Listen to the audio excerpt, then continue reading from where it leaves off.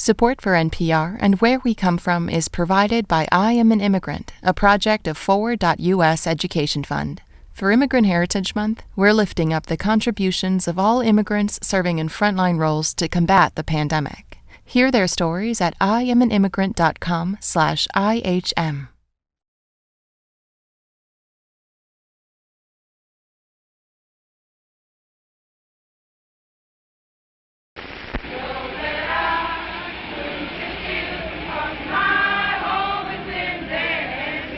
I was born in 1958, and when I was born, it was activists, the Black activist era. It was Fannie Lou Hamer, and it was Rosa Parks.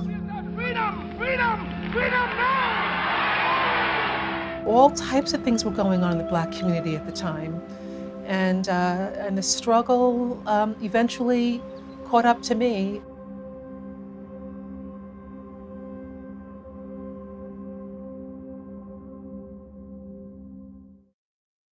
My name is Colette Mambo. I live in Southbury, Connecticut. I have a lovely husband and twin daughters. My mother was an immigrant.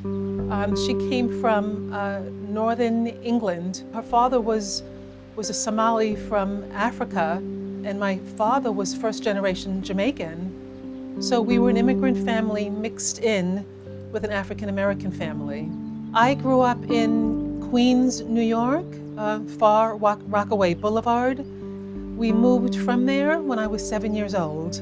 We left what now I see was our comfort zone, moving from an all-Black neighborhood into an all-white neighborhood. And we later came to find out that it was not going to be an easy road for our family.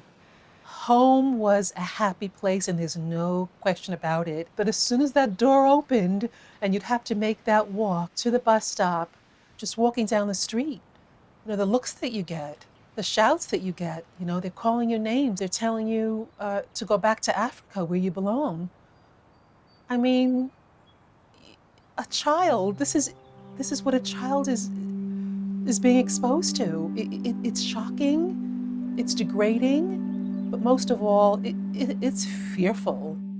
When young people, and young people of color specifically, experience trauma and racial trauma specifically, it really confuses their place of being, and it really disrupts the way in which they were coming to understand the world. Hello, Dr. Laban. It's so nice to meet you. Hi, Colette. It's very nice to meet you too. My name is Dr. Siobhan Moore Laban, and I am a licensed psychologist. My focus is on trauma as well as the impact of trauma on marginalized communities. Trauma in and of itself can already be life-altering. Racial trauma, even more so. You begin to see the world in a way that questions where you're safe and who you can trust. That sense of safety is tied to, am I safe here because of just who I am? My mother always had the shades drawn. My mother always felt that she had to protect us from what could happen. She eventually went out and got German Shepherds. We had dogs in the house, because she felt that was very important to protect my family. We started to find and explore places in that very neighborhood that were safe havens. We found a place that they called the Matita Conch. It was a beautiful wooded area. It was right around where the bus stop was, about a half a mile from the house. It was almost like a small paradise. And there was no one there, just kids from the neighborhood. One day, I was playing down in the Matita Conch. We had tents, and it was wonderful, and it was happy. And I was down there with my Jewish friend, Robin, and my twin sister said that she was there that day. I don't remember. And they said that my second oldest sister was there that day. I don't remember that, but I do remember Robin Charles, and I remember talking to her. And all of a sudden, she started to change in color, and she seemed to have been looking behind me as to try to warn me that something terrible was about to happen. But I didn't have time to look behind me. I was knocked unconscious. My sisters told me that they saw everything. They saw that it was a young boy. He was a teenager. I knew who he was. They said that he had crept up behind me and just attacked me. And he didn't think anything of it. It's something that he wanted to do. They remember his face. They remember the smirk on his face.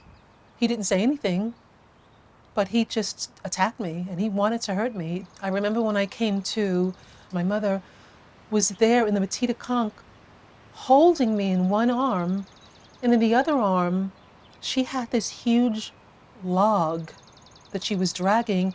She was crying, she was screaming, she was shouting, "How can you do this to my child?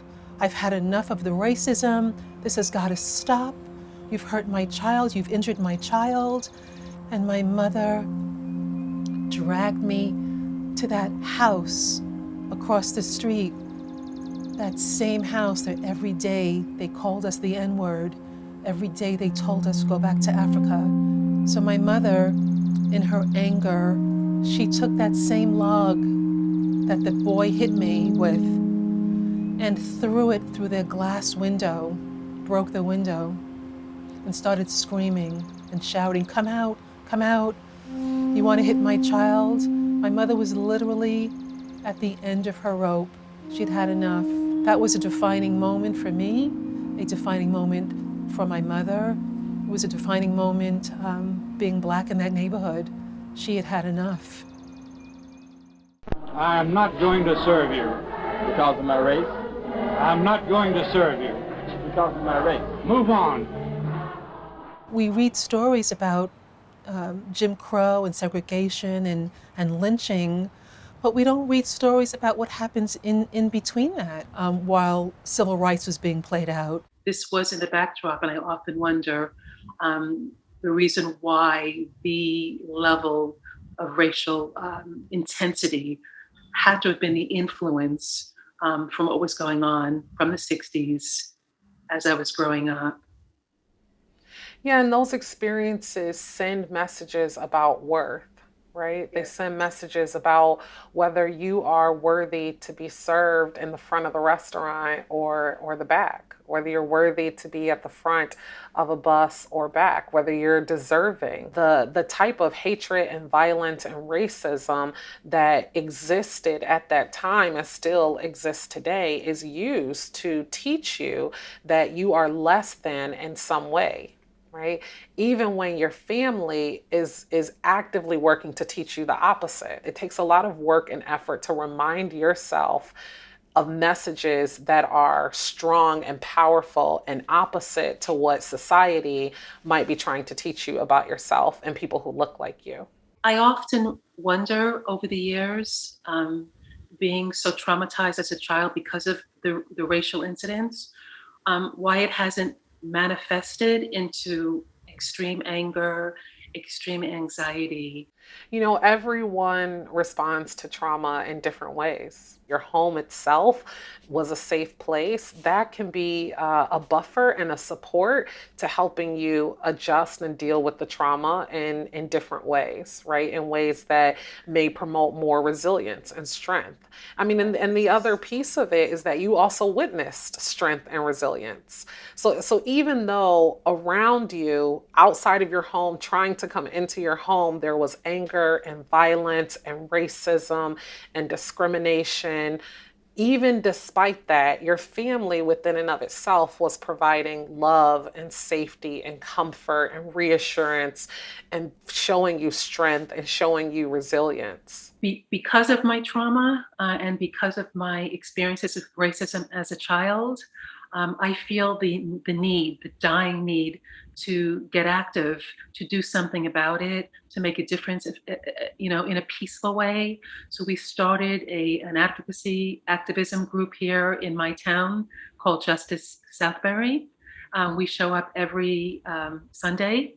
There's about 500 Facebook members of Justice Southbury. And what we do is, ever since the death of George Floyd, we hold these peaceful rallies. So I'm wondering if because of my trauma and my past, that this is influencing me to move forward, to do something that's bigger than myself, to get active in my community. Is there a connection here?